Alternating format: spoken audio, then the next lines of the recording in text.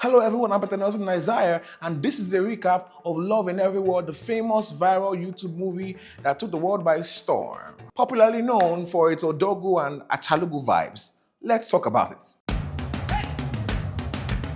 The movie kicks off with our main character literally stripping her boyfriend of everything she bought for him. Shoes, shirts, ego, everything. From there, she's faced with two major challenges. Pressure from work. Her boss wants her to do a 100-page document in 24 hours. And then we see the reason why she actually stripped her boyfriend. He actually turned $5,000 into $7 in Forex. Sheesh! She was meant to use that money for her perfume business, but she gave it all to him. And ladies and gentlemen, this is what a broke dude who gets all his bills paid by his girlfriend looks like. And yeah, she finally decides that she's done with men. Chioma, played by Bamike Olawumi, travels to Anambra for her sister's introduction or so. And then we have our slow motion scene where we see the male lead, Odogwu Obiora, played by Uzor Arukwe. Yeah, the cinematography in this movie is not the best. But anyways, Chioma's mom tries to persuade her to find a real man, but Chioma is not interested. Still, her mom insists that she's got 7 other options lined up, because Nigerian mothers don't rest. But anyways, on getting to the party, Chioma hides and boom, Odogwu finds her. He walks up confidently and says he's going to marry her. Apparently, her mom already helped him out with the setup. For some strange reason, Chioma and Odogwu hit it off in the conversation and then spend the whole night talking to each other, that she even follows him to his hotel room. Eventually, Chioma sleeps up and then wakes up with Odogwu sitting on the chair beside her, watching over her. Gentlemen, this is how you behave to a woman who is passed out on your bed. You don't join the bed with her, you sit on the side. If possible, leave the room for her.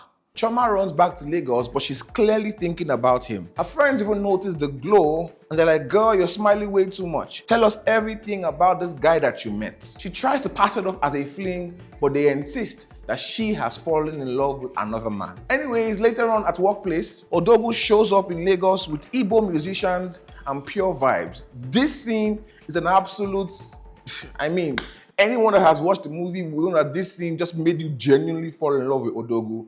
That was genuinely wholesome to see. He literally buys the entire office building in cash just to get her phone number. This is what we like about the movie. The fact that it makes you dream of your own Odogwu coming to marry you. I have to just say that every single time I saw Odogwu on screen, I genuinely just smiled. That's how good of an actor Uzor Arukwe is. He just knows how to bring vibes to his characters. And it's very charming and very, very serenading. Anyways, Odogwu and Chioma eventually go on a date. Odogwu reiterates that he is prepared to do absolutely everything in his power to make sure that he marries Chioma.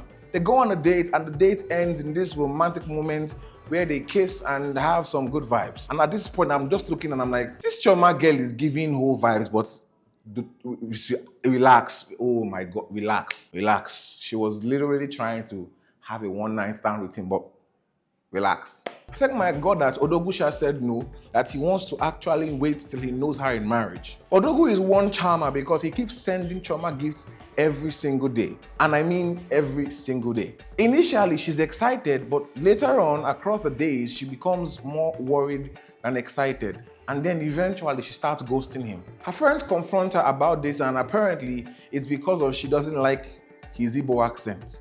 But later on, we would find out that there's actually a deeper meaning to that. Her friends call her out as they should, and they are worried that her village people have taken over her mind. Anyways, Odogwu finally visits her in the office and confronts her and still doesn't give up.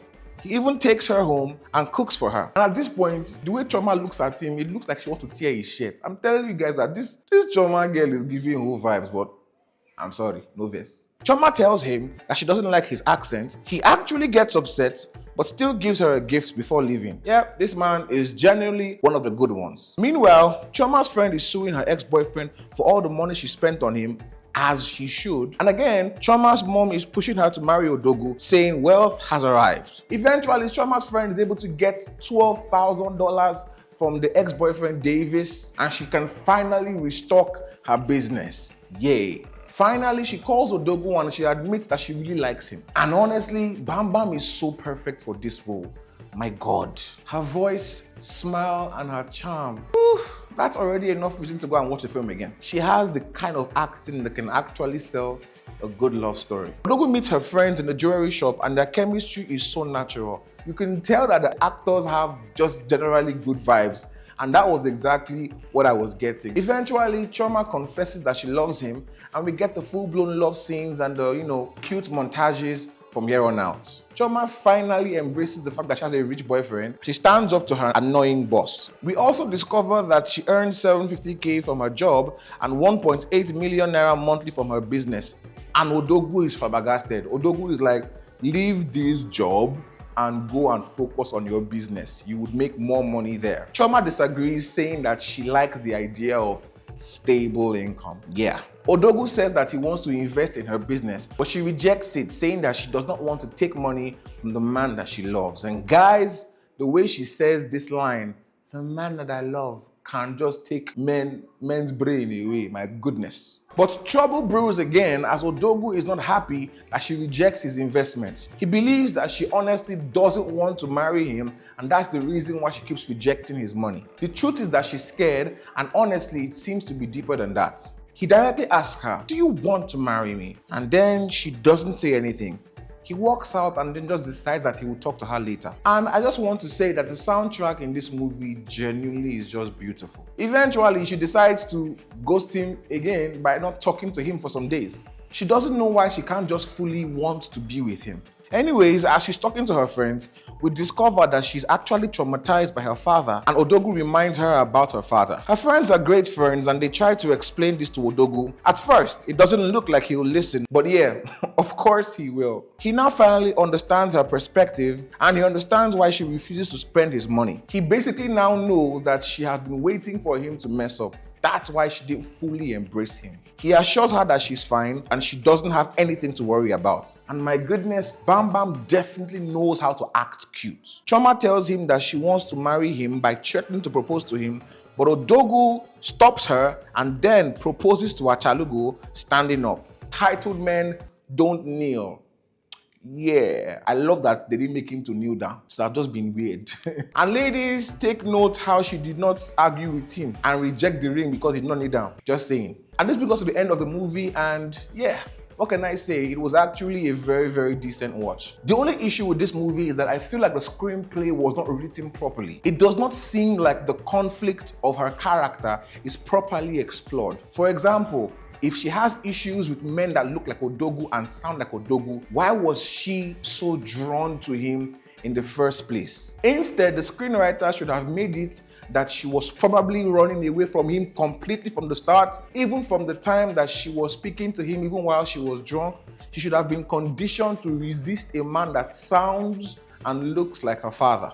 But it just seems like she was always flirting with him from the beginning. I mean, heck, the first date, she was willing to sleep with him already. Maybe that was because they wanted to inspire romance and then make her character flirty.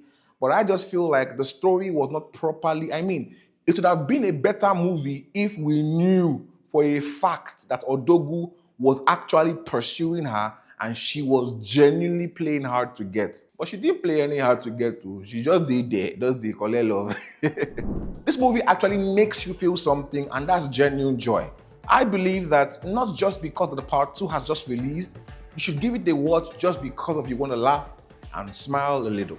I'm so sure that all of you have watched this movie, so I'm going to give it a rewatch value of a solid 7 over 10. I feel like it's a movie that you actually might just casually watch, and that makes this movie worth your data. Anyways, like many of you, I'm off to go watch the part 2, and I will give you my review on the next episode. Bye.